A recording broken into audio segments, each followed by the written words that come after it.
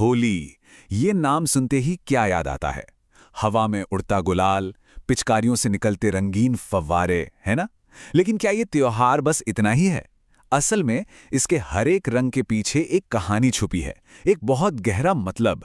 तो चलिए आज इन रंगों के पार झांकते हैं और होली की पूरी तस्वीर को समझते हैं। तो सबसे पहला और सबसे सीधा सवाल, आखिर हम होली मनाते क्यों हैं? देखिए, इसका जवाब ना कोई एक लाइन का नहीं है, क्योंकि इसकी जड़ें बहुत गहरी हैं। पौराणिक कथाओं में, प्रकृति के चक्र में और हमारे समाज में। होली की कहानी की जो शुरुआत है ना, वो होती है अच्छाई की जीत से। ये सिर्फ एक त्योहार नहीं, बल्कि एक ऐसा उत्सव है जो हमें याद दिलाता है कि अंत में जीत हमेशा सच और विश्वास की ही होती है। तो कहानी कुछ यूं है कि एक बहुत ही घमंडी राजा था, हिरण्यकशिपु। वो चाहता था कि सब उसे ही भगवान माने, लेकिन उसका अपना ही बेटा प्रहलाद भगवान विष्णु का पक्का भक्त था। इस बात से राजा इतना चिढ़ गया कि उसने प्रहलाद को मारने की बहुत कोशिश की, पर हर बार वो बच गया। आखिर में राजा ने अपनी बहन होलिका को बुलाया। अब होलिका को एक वरदान मिला हुआ था कि वो आग में जल नहीं सकती। प्लान ये था कि वो प्रहलाद को गोद में लेकर आग में बैठ जाएगी, लेकिन हुआ क्या? हुआ इसका एकदम उल्टा। भक्ति की शक्ति से प्रहलाद तो बच गया और होलिका, वो अपने वरदान के बावजूद जलकर राख हो गई। बस इसी बुराई के अंत की याद में होली से ठीक एक दिन पहले होलिका दहन किया जाता है। तो मतलब क्या है इस कहानी का? मतलब सीधा सा है कि घमंड और नफरत चाहे कितने भी ताकतवर क्यों न लगें, जीत हमेशा सच्चाई और अटूट विश्वास की ही होती है। यही है होली की नींव, इसका आध्यात्मिक दिल। तो होलिका की आग में बुराई तो जल गई, लेकिन कहानी यहां खत्म नहीं होती। असल कहानी तो अब शुरू होती है। उस आग के बाद जो अगली सुबह होती है, वो लाती है प्रेम के रंग। जी हां, अब कहानी पहुंचती है उन रंगों तक जो होली की असली पहचान है। माना जाता है कि ये जो हम एक दूसरे को रंग लगाते हैं ना, इसकी शुरुआत भगवान कृष्ण और राधा की प्रेम लीलाओं से हुई। कहते हैं कि कान्हा अपनी राधा और गोपियों को रंगों से सराबोर कर देते थे, खूब छेड़ते थे। और आज भी अगर मथुरा और वृंदावन की होली देखें तो वो प्यार और वो शरारत आज भी वहां जिंदा है।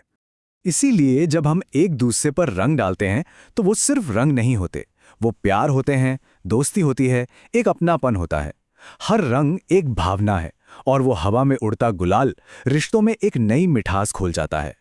लेकिन रुकिए, होली की कहानी सिर्फ देवी देवताओं और इंसानों तक ही नहीं है। इसका एक बहुत ही खूबसूरत रिश्ता है प्रकृति के साथ।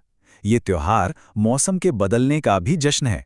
सोचिए जरा, होली आती कब है? ठीक तब जब कड़ाके की सर्दियां जा रही होती हैं और वसंत का सुहाना मौसम दस्तक दे रहा होता है। खेत फसलों से लहलहा उठते हैं और पूरी प्रकृति मानो नए रंगों की चादर ओढ़ लेती है। तो होली एक तरह से प्रकृति के इसी नए जीवन, नई ऊर्जा और नई शुरुआत का शानदार वेलकम है। तो हमने भक्ति की बात की, प्रेम की बात की और प्रकृति की भी।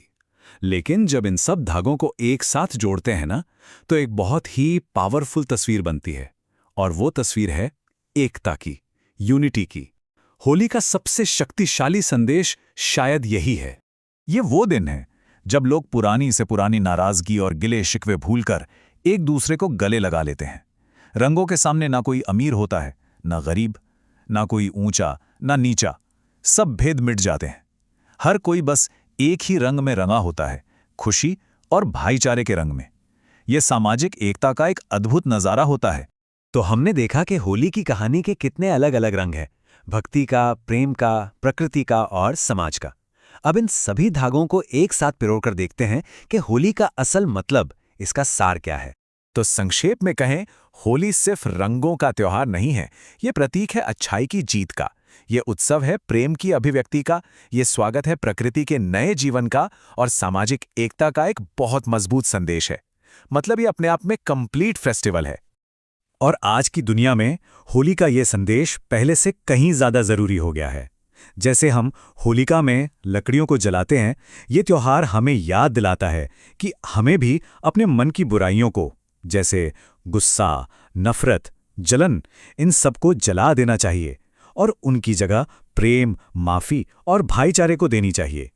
तो आखिर में एक सवाल हम सबके लिए, जिस तरह होलिका जलकर अच्छाई के लिए जगह बनाती है, क्यों ना हम भी सोचे कि हमारे अंदर ऐसी कौन सी एक नेगेटिव आदत या सोच है जिसे इस होली हम सच में जला सकते हैं, ताकि एक नई और बेहतर शुरुआत हो सके। इस पे सोचिएगा ज़रूर।